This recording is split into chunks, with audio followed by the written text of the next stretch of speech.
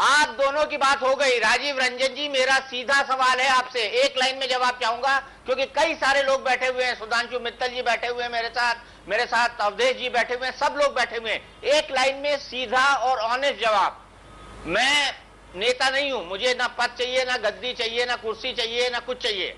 मेरा बड़ा सीधा सवाल है एक तटस्थ पत्रकार के तौर पर कि आखिरकार क्या मजबूरियां थी नीतीश कुमार की। अगर वो इतने बड़े धर्मनिरपेक्ष नेता थे तो गुजरात दंगों के वक्त इस्तीफा देने की तो छोड़िए, साबरमती एक्सप्रेस के अंदर जो कुछ हुआ उसकी जांच के लिए उन्होंने कमेटी तक नहीं बनाई। क्यों? एक समय में 2 जांच नहीं हो सकते थे और एक जांच ऑलरेडी चल रही थी।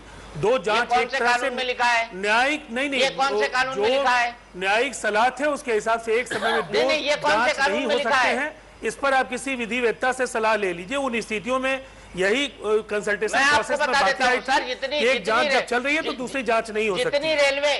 जितनी रेलवे की दुर्घटना होती है उसकी एफआईआर लोकल थाने में भी लिखी जाती है, जीआरपी में भी लिखी जाती है। उसकी उच्च स्तरीय जांच के आदेश दे दिए गए थे और दोनों जांचों से भ्रम हो सकता था, इसे एक ही जांच के नतीजे का इंतजार करना था। और लगातार जिन सवालों पर उनकी प्रतिबद्धता स्पष्ट है, मुझे नहीं लगता कि ऐसे लोग जिनके राजनीतिक हित नहीं सकते हो वो इस तरह के आरोप मढ़े और नेशनल चैनल पर आकर के किसी की छवि को आहत करने की कोशिश करें। हम लोग इन सवालों पर कम से कम उनको ऐसी अनुमति नहीं दे सकते हैं कि उनकी व्यक्तिगत कुंठा हो सकती है, उनकी परेशानियां हो सकती है, उनकी निजी परेशानियों के लिए देश सफर करे या पार्टी सफर करे, ऐसा संभव नहीं है। अरे ये नीतीश कुमार की नहीं, मैं बिल्कुल नहीं चाहता आप अपनी धर्मनिरपेक्षता को बनाए रखिए, देश सफर ना कर पाए। अवधेश जी देखिए, इस समय जैसे कोई व्यक्ति राजनीति में राजनीति में बहुत सोच समझ के शायद कदम बढ़ाता है, लेकिन कई बार वो उल्टा पड़ जाता है सीधे सीधे। लेकिन आप इतना आगे बढ़ चुके होते हैं कि आवश्यक होते हुए भी पीछे लौटने की स्थिति नहीं रहती है और आगे बढ़ते हैं तो अपना राजनीतिक नुकसान करते हैं। तो नीतीश कुमार जिस समय ये बात बोले होंगे, उनकी रणनीति रही होगी कि शायद इससे राष्ट्रीय स्तर पर हमारी एक भाजपा के साथ रहते हुए भी एक ऐसी सेकुलर छवि बनेगी जिससे हम दूसरे गठजोड़ों में भी शायद हमारे लिए स्थान बने। लेकिन आज जनता दल को यह आभास हुआ है कि इससे 2014 की जो हमारी उम्मीद है स्वयं धाराशायी होगी। लेकिन दीपक जी, मैं यहां दूसरी बात कहना चाह रहा हूं जो अरविंद मोहन जी ने कहा है। देखिए, इस बात को ध्यान रखिए, अगर मोदी बिहार में इतने बड़े मुद्दे होते तो 2009 के लोकसभा चुनाव में लालू प्रसाद यादव, कांग्रेस और लोजपा तीनों ने मुद्दा बनाया और तीनों पार्टियों की बुरी दशा हो गई और भारतीय जनता पार्टी और जनता दल जीती है चुनाव। 2004 में जरूर मुद्दा था, उसका लाभ राष्ट्रीय जनता दल और लोजपा को मिला था। लेकिन 2005 में वही राष्ट्रीय जनता दल और लोजपा मोदी को मुद्दा बनाती है, लेकिन सत्ता में जनता दल और भाजपा आती है। इसलिए आप जो कह रहे हैं कि छलावा है, चलिए मानिए आपकी बात, मानिए आपकी बात, कह रहा हूं कि चुनाव के तथ्य भी इसको साबित नहीं करते हैं कि मोदी के आधार पर वहां वोट बढ़ सकता है। सीधे चलते हैं सुधांशु मित्तल जी के पास। सुधांशु मित्तल जी, शायद ही सर संजय जी, मैं 1 मिनट में आपके पास आ रहा हूं। सुधांशु जी बहुत देर से इंतजार कर रहे हैं, मेरी जिम्मेदारी बनती है और जब ऐसी बहस हो जाती है बड़ा फंस जाता हूं, लगता हूं किसके पास जाऊं, जी सुधांशु जी, मैं सीधा सवाल पूछना चाहता हूं, क्या आपको नहीं लगता नीतीश कुमार ने जो हार्ड स्टैंड ले लिया है उसके बाद अब ना उनको निगलते बन रहा है ना उगलते? इसको हमारी कहावत में बोलते हैं कि सात छछूंदर वाली हालत नीतीश कुमार की हो गई है। जी,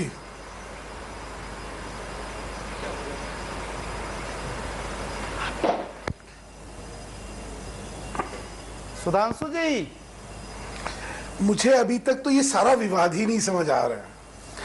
ना तो प्रधानमंत्री का पद खाली है, ना अभी चुनाव की घोषणा है, ना ही अभी कोई ऐसे संकेत है कि कल चुनाव होने जा रहे हैं। तो इसलिए सारी उत्तेजना जो है उसका कारण मैं अभी तक समझ नहीं पा रहा हूं। दूसरा, गठबंधन धर्म में एक चीज समझ लीजिए, मैं समझाऊं क्या? मतभेद होना और मनभेद होना, इन दोनों के फर्क को समझना पड़ेगा। हम लोग 2 अलग अलग राजनीतिक संगठन हैं और मतभेद हो सकते हैं, उसमें क्या बड़ी बात है। एक सिंह दीपक जी, मनभेद नहीं होने चाहिए। जहां तक जनता दल यू के नेतृत्व का सवाल है, उनसे भाजपा के नेतृत्व के रिश्ते अत्यंत ही मधुर है और संवाद लगातार है, कोई संवादहीनता नहीं है। मैं एक और चीज आप सबको याद दिलवाना चाहता हूं कि एनडीए जो है, एनडीए क्योंकि चुनाव एक मिनट खत्म कर ले दीजिए ना, उसके बाद जो बोलना है बोलिएगा ना, एक बार मैं सारे मुद्दे तो रख दूं, उसके बाद जो बोलना बोलिए। यूपीए जो है, यूपीए की चुनौती जो है सिर्फ अकेला भाजपा नहीं देने वाली है, यूपीए को चुनौती जो देने वाली है वो एनडीए देने वाली है।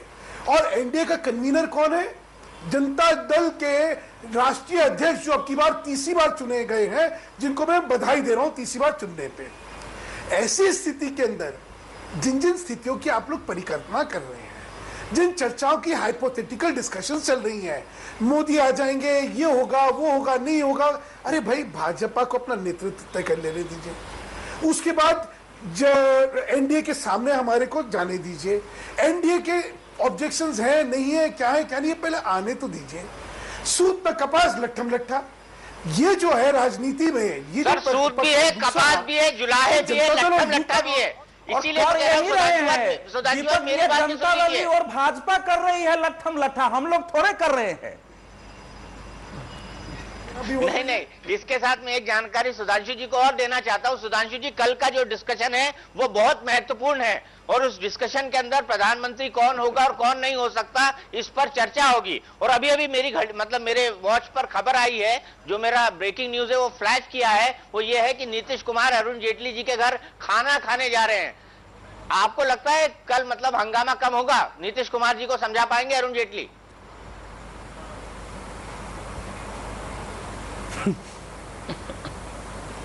ऐसा पाठ पढ़ा देंगे एक दूसरे को तो बेचारा मोदी जो है उसको तो पानी नहीं मिलेगा।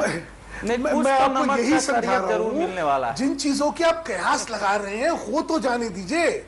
वो एक अंग्रेजी की कहावत है, much a slip between the cup and the lip. यहाँ जो सब चाहते हैं कि तोड़न टुटाई हो जाए, ऐसा कुछ नहीं होने वाला। जो सबको लगता है कि भाजपा और जनता दल में लट्ठम लट्टा होने वाली है, कुछ नहीं होने वाली है। हम लोगों में संवाद है, हम लोगों में आपस में एक विश्वसनीयता है, हम लोगों में आपस में परस्पर संबंध है। क्यों इतनी चिंता कर रहे हैं आप लोग? पहले होने तो दीजिए। सिर्फ आपको जो जानकारी मिलती है वो सिर्फ इतनी विश्वसनीयता है कि आपके तमाम टॉप लीडर्स के खाने की टेबल से उनकी थाली खींच लेते नीतीश कुमार। सिर्फ इतनी विश्वसनीयता है। भोजन पर बुलाया जाता है, खाना परोसा जाता है, थाली खींच ली जाती है। ये है विश्वसनीयता दोनों पार्टियों के बीच में। और गिरिराज जी उसके विरुद्ध जो है वीर रस की कविता और आवाज उठानी पड़ती है गिरिराज जी को बिहार में। मतभेद, इसीलिए तो उनका पोर्टफोलियो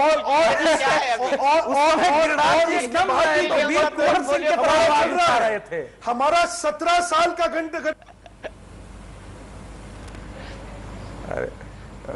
सुधांशु जी का वो लाइन ऑडियो के अंदर दिक्कत है, लेकिन इस बहस को हम जारी रखते हैं। सुधांशु जी के साथ ऑडियो के साथ कुछ प्रॉब्लम है।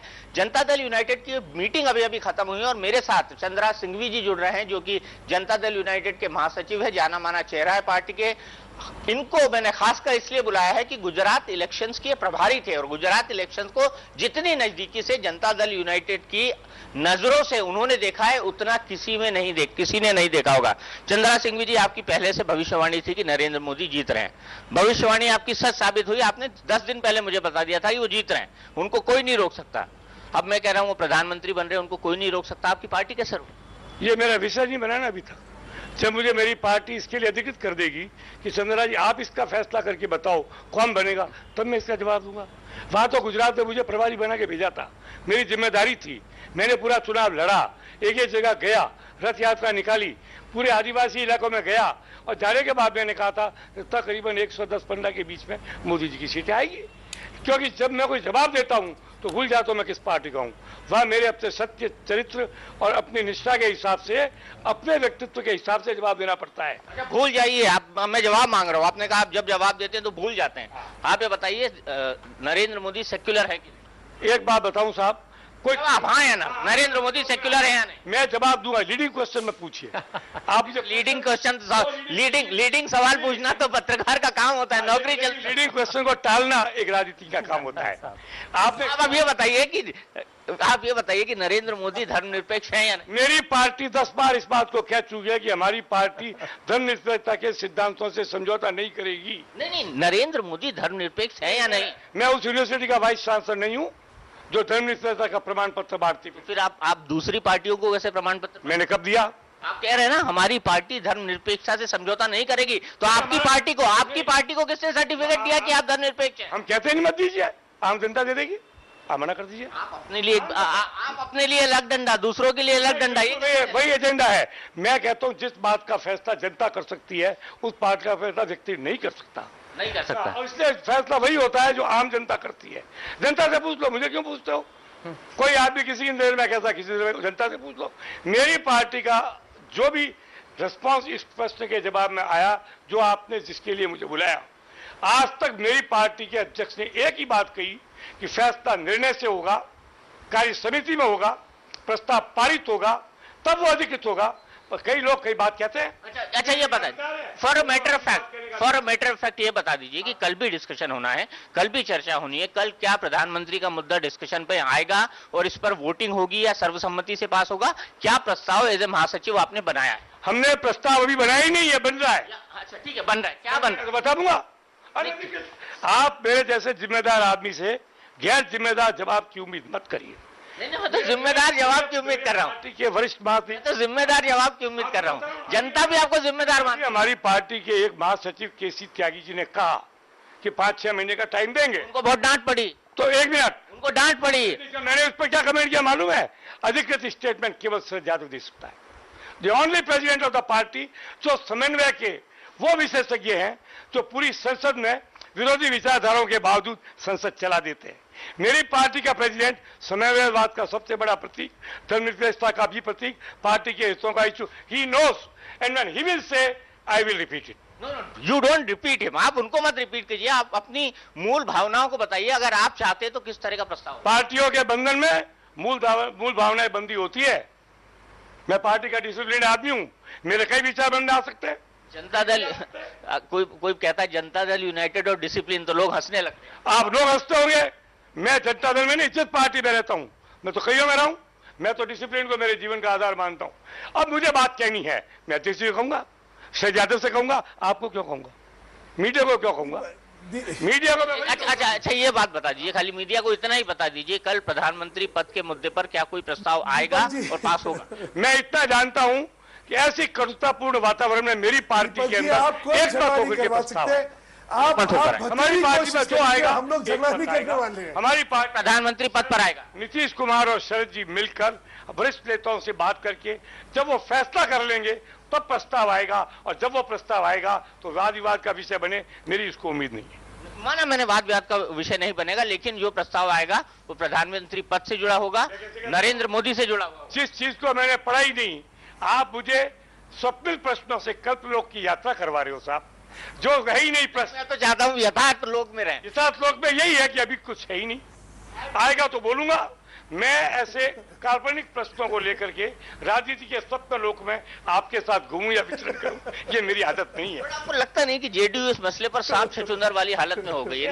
ना निगलते बन रहा है ना उगलते बन रहा है। ये आप ऐसा है राजनीति, पहले तो आपने मोदी मोदी मोदी नहीं आने देंगे, नहीं आने देंगे, खूब चिल्ला दिया, जो चिल्लाए वो चिल्ला दिए।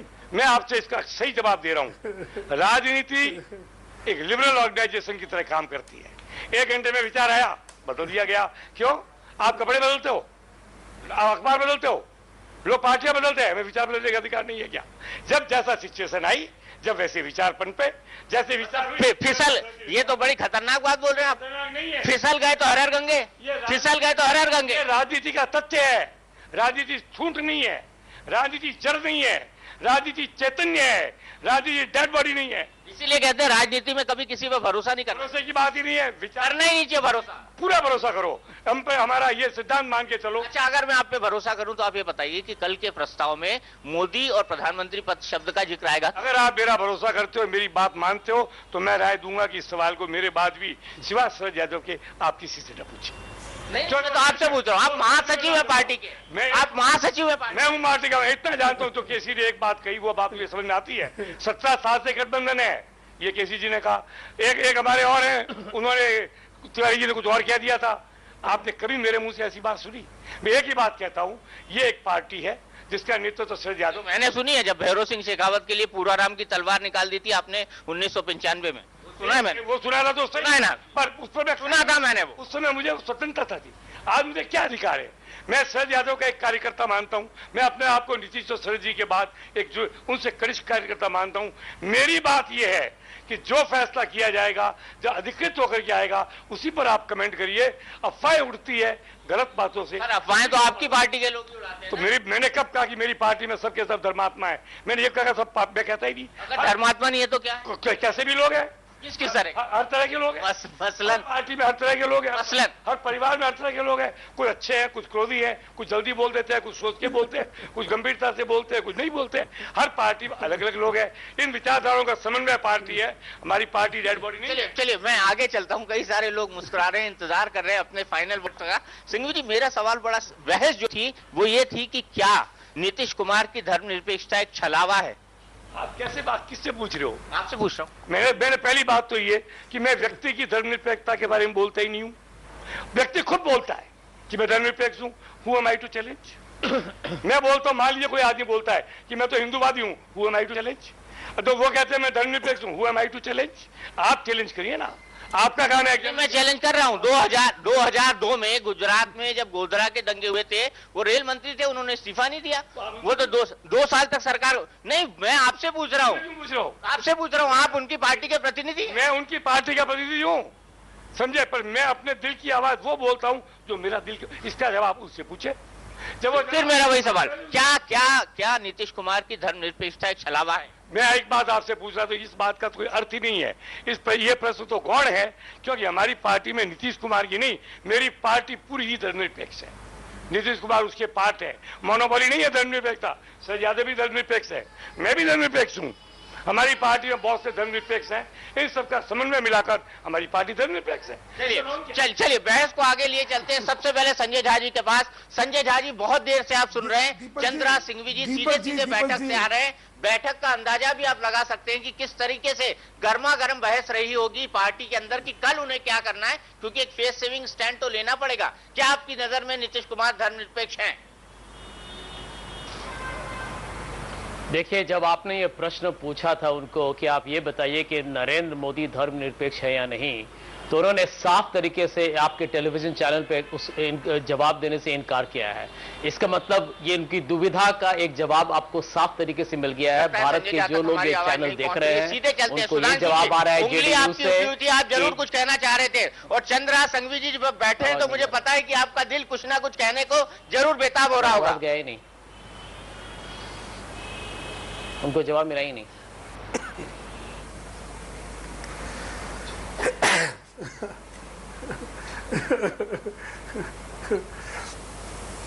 दीपक जी, मैं कहना चाह रहा हूं, मैंने पहले भी कहा कि रामायण में दो पात्र हैं, एक है नारद मुनि और एक है मंथरा। तो यहाँ पे हिंदुस्तान की राजनीति के मंथराएं और हिंदुस्तान की राजनीति के नारद मुनि दोनों समझ लें कि भाजपा और जेडीयू का जो संबंध है वो अटूट संबंध है। 17 साल से ये गठबंधन चल रहा है। इसमें आप कितना उकसाने की कोशिश कर लीजिए, कितना भुस्मा आग लगाने की कोशिश कर लीजिए, कुछ नहीं होने वाला। हम लोग जो है यूनाइटेड हैं, यूनाइटेड रहेंगे। कांग्रेस का सुपड़ा साफ अगले चुनाव में करने वाले हैं। हमारा नेतृत्व का विषय जिस समय आएगा हम अपने आप तय कर लेंगे। उसके बारे में ना तो कांग्रेस को चिंता करने की जरूरत है, ना किसी और को चिंता करने की जरूरत है। सब लोग अपने अपने घर संभालिए, हम अपना घर संभालना जानते हैं। और कितना भी आप भड़काने की कोशिश कर लीजिए, भड़कने वाले हमारे यहाँ बहुत ही गंभीर नेतृत्व है, बड़ा मैच्योर नेतृत्व है। और मैंने कहा कि इन परिस्थितियों में जब इतने साल से हम लोग गठबंधन चला रहे हैं और सरकार चला रहे हैं, तो आप लोग कुछ नहीं कर पाएंगे। जी, मंत्रा आपकी पार्टी में और नारद आपके गठबंधन में कितने हैं और बाहर कितने हैं, या किसको बोल रहे हैं, ये भी थोड़ा साफ करिए। ये झगड़ा बाहर वालों ने कराया है या आपके अंदर का है? तो लग रहा है मुझे जनता दल यूनाइटेड और बीजेपी की कोई ना कोई मैच फिक्सिंग जरूर हो चुकी है। गिरिराज सिंह जी, आपके फाइनल कमेंट, क्या आपको लगता है ये मैच फिक्सिंग ज्यादा दिन तक चल पाएगी, वरना हम यही कहते रहेंगे बेगानी शादी में अब्दुल्ला दीवाना?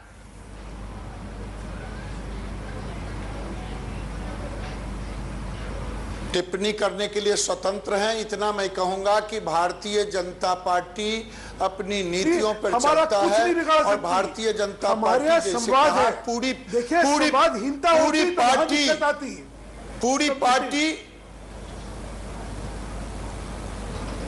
पार्टी सेकुलर है तो नरेंद्र मोदी भी सेकुलर है, अगर पूरी पार्टी कॉम्युनल है तो नरेंद्र मोदी भी कॉम्युनल है।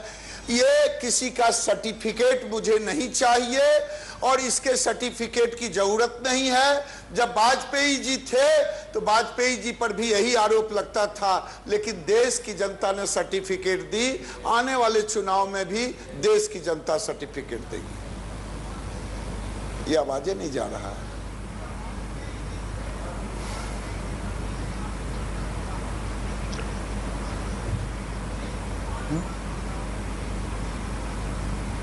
राजीव रंजन जी, आपने सुन लिया गिरिराज सिंह जी को कि नरेंद्र मोदी सेक्युलर है। आप मानते हैं नरेंद्र मोदी सेक्युलर है? दीपक जी, मैं एक चीज और आपके सवालों का इतना सहज जवाब अगर आपकी अपेक्षाएं हैं तो मैं समझता हूं मैं आपको उत्तर देने में सक्षम नहीं हूं।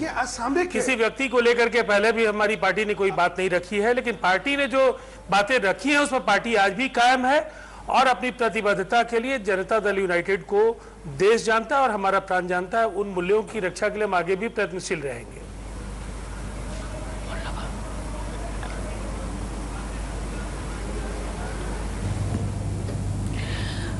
लगता है दीपक से संपर्क फिलहाल हमारा कट गया। संपर्क हमारा कट गया है और हमारे साथ हमारे तमाम मेहमान भाई जो पॉइंट रखना चाह रहे हैं कि भाई ये सब कुछ खड़ा किया तो हमारा है। दीपक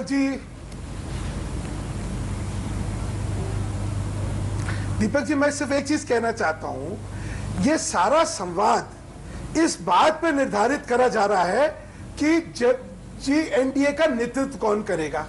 मेरा फिर बार बार कहना है, पहले स्थितियां तो आज जाने दीजिए ना। आज पिछले 3 महीने में हम महंगाई की चर्चा नहीं कर रहे, हम भ्रष्टाचार की चर्चा नहीं कर रहे। आज कोल स्कैंडल हुआ, आज जो है कोल की रिपोर्ट को जो है किस तरह कांग्रेस ने उसको टेम्पर करने की कोशिश करी, हम उसकी चर्चा नहीं कर रहे। हम किसानों आत्महत्या करें उसकी चर्चा नहीं कर रहे। हम आज कानून व्यवस्था बिगड़ गई है, महिलाएं असुरक्षित है, हम उसकी चर्चा नहीं कर रहे। हम देश के सामने जो प्रश्न है, देश की समस्याओं की चर्चा करें। हम इस चर्चा को छोड़ के एक बेफजूल बहस में लगे हुए हैं और इस उद्देश्य से लगे हुए हैं कि कई झगड़े हो जाए। अरे भाई, राजनीति को अपना स्वरूप अपने आप तय कर लेने दीजिए। एजेंडा ना फिक्स करिए, देश का एजेंडा फिक्स करिए। आज महंगाई से एक गृहिणी कितनी त्रस्त है उसकी सोचिए। उसके सामने जब 4,000 रुपए उसका पति देता है और कहता है कि भाई इसी में आपको काम चलाना पड़ेगा और वो कुछ नहीं कर पाती है, उसकी सोचिए। मैंने कहा प्रश्न बहुत गंभीर है देश के सामने। देश की जनता में त्राही मची हुई है। कांग्रेस के कुशासन ने इस देश को तबाह कर दिया है और इस कुशासन से देश की जनता जो है मुक्ति चाह रही है। इस कुशासन को उजागर करिए, उनका मर्म दुनिया के सामने लेके आइए, उनका मर्म जनता के सामने लेके आइए। कहां हम बेफजूल की बहस में पड़े हुए हैं? क्यों नहीं हम लोग महंगाई पे कर रहे हैं बहस? क्यों नहीं हम किसानों की आत्महत्या पे बहस कर रहे हैं? क्यों नहीं हम कानून की व्यवस्था के बारे में बात कर रहे हैं? भ्रष्टाचार के बारे में क्यों नहीं बात कर रहे हैं? कोल स्कैम के बारे में जनता दल यू के ये सेकुलरवाद प्रमुख मुद्दा है, ये हम लोगों ने नहीं बनाया है सुधांशु जी। ये सेकुलरिज्म का मुद्दा जनता दल यू ने बनाया है। नहीं, और अगर नरेंद्र मोदी और नीतीश कुमार ने बनाया है और नरेंद्र मोदी नहीं होते तो जनता दल यू में ये आवाज भी नहीं उठती। एक ही मात्र व्यक्ति है जिसको लेके सारा चर्चा है। आप इसको ऐसे मत बनाइए कि हवा में जो है चीजें उड़ रही है। लेकिन दीपक जी, हम लोगों ने जो चंद्रराज संघवी की जो आवाज सुनी है आज, जो उस आवाज में एक अत्यंत ही शालीनता और मधुरता है, और जो हमारे मित्र राजीव रंजन सिंह जी की आवाज में इतनी मध्यम मार्गी ध्वनि है, वो ये बता रही है कि जनता दल यू को ये एहसास हो गया है शायद कि नरेंद्र मोदी के बितंडा व्यूह में हम ऐसे फंस गए हैं कि उससे किसी प्रकार बाहर निकलने का रास्ता बनाना होगा, नहीं तो हमारे हाथ में जो है वो भी जाएगा और जो अनिश्चित है वो तो छूटेगा ही छूटेगा। या जैसा हम लोग कह रहे हैं कि कांटा, नरेंद्र मोदी का कांटा को जो निगलने की कोशिश किया है वो गले में ऐसा चुभ गया है कि उसको बाहर निकालो। लेकिन संजोग ये है कि वो ऑपरेशन बड़ा करना पड़ेगा निकालने के लिए। पता नहीं जनता दल यू वो ऑपरेशन कर पाएगी या नहीं कर पाएगी। देखिए, नीतीश कुमार जी की छवि या करिश्माई ऑपरेशन नेता करना की छवि पड़ेगा, है। तमाम चीजें आईसीयू में है। राजीव रंजन जी, आपने उंगली उठाई है। राजीव रंजन मैं वही कहना चाहता हूं, नीतीश कुमार जी एक करिश्माई छवि के नेता है और धर्मनिरपेक्षता के सवाल पर देश उनकी असलियत और उनकी पहचान जानता है। और जो इन्होंने कहा है, किसी को कमतर आंकना, किसी को ज्यादा आंकना, गठबंधन कहीं ना कहीं हम दोनों के सम्मान और स्वाभिमान को देख करके हम दोनों ने ये सफर तय किया है। इसलिए आप इसको आजमाने की कोशिश नहीं कीजिए और स्टूडियो बहस से गलत संदेश मत देने की कोशिश कीजिए कि नीतीश कुमार जी को ये एहसास हो गया। नीतीश कुमार जी ने बिहार में इतिहास रचा है। बिहार के कालजयी राजनेता है नीतीश कुमार, युगांतरकारी व्यक्तित्व है नीतीश कुमार का और बिहार के तमाम योगदान है और अटल बिहारी वाजपेयी प्रधानमंत्री का भी भारतीय योगदान जनता है। पार्टी के साथ मिलकर के ये सफर उन्होंने तय किया है और उस सफर की अगुवाई उन्होंने की है। और कहीं ना कहीं नीतीश कुमार जी का नाम आज देश और दुनिया में तमाम विपरीत परिस्थितियों में भी आज अगर सम्मान के साथ लिया जाता है तो कहीं ना कहीं संसाधनों के अभाव से जूझते हुए बिहार को न केवल उन्होंने एक पहचान दी है बल्कि दुनिया को यह बताने का काम किया है कि ये मॉडल है जिसके जरिए देश में विषमता और जो खाई है, जो इम्बैलेंसेज है, जो एनोमलीज हैं, वो कहीं ना कहीं इस मॉडल के जरिए देश को पैदा कर रहे हैं। इसको तो हम लोग स्वीकारते ही हैं कि बिहार को जंगल राज से आप दोनों ने मिलकर निकाला है। आप इस समय क्यों डंडा खड़ा कर रहे हैं? ये बहस बहुत लंबी है, ये बहस बहुत लंबी है, ऐसे खत्म नहीं होगी अवधेश भाई, बिल्कुल खत्म नहीं होगी। कल का वक्त भी इसके लिए है। चंद्रा सिंघवी जी अभी हमारे साथ हैं, चंद्रा सिंघवी जी कल भी हमारे साथ जुड़े रहेंगे।